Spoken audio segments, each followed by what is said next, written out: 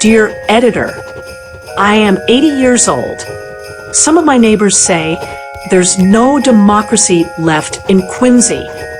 They talk about petitions dismissed, incumbents who never lose, and city council meetings where no one's allowed to speak.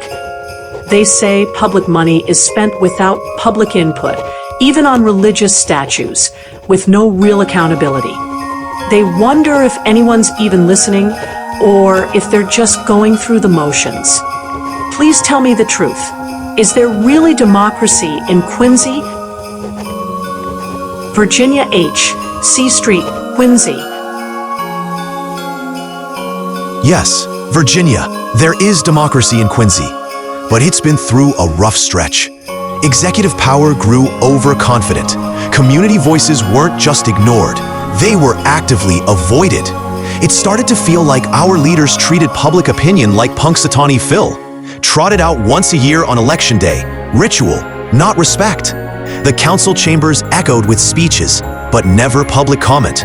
Corruption, cronyism, and nepotism weren't debated. They were normalized. Checks and balances? Quietly abandoned.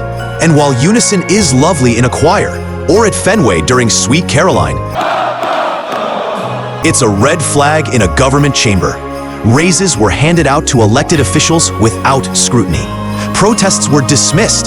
The city even spent public money on statues without discussion, public input, or concern for constitutional norms like the separation of church and state. And yet, the only motions made by the council were twists of logic designed to explain what had already been decided. The only strategy was acquiescence to the mayor's priorities, to silence, to the idea that going along was easier than standing up.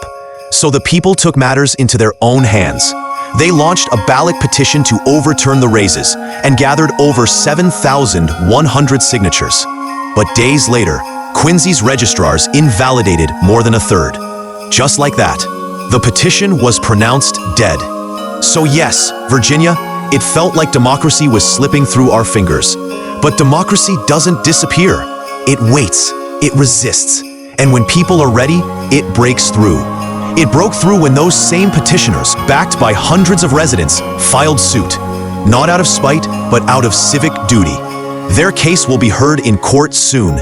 It broke through when residents, supported by the ACLU, stood up and said, "The public square belongs to everyone, and public money should not be used to impose religious symbols on public buildings." And most of all, it broke through on election day. Several new voices, candidates who believed in change. Several seats won on promises of transparency, inclusion, and accountability. For the first time in years, City Hall echoed not just with the voices of power, but with the voice of the people. No democracy in Quincy? On the contrary, it's waking up. And as long as neighbors keep questioning, keep showing up, and keep voting, it will stay awake.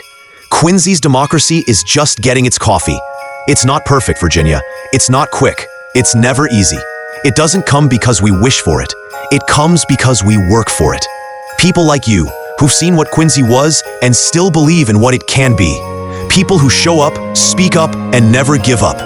No democracy in Quincy? Thank goodness it lives. And it can outlive all of us. 100 years from now, Virginia, nay, 10 times 100, it will still rise wherever people care enough to show up, speak out, and stand together.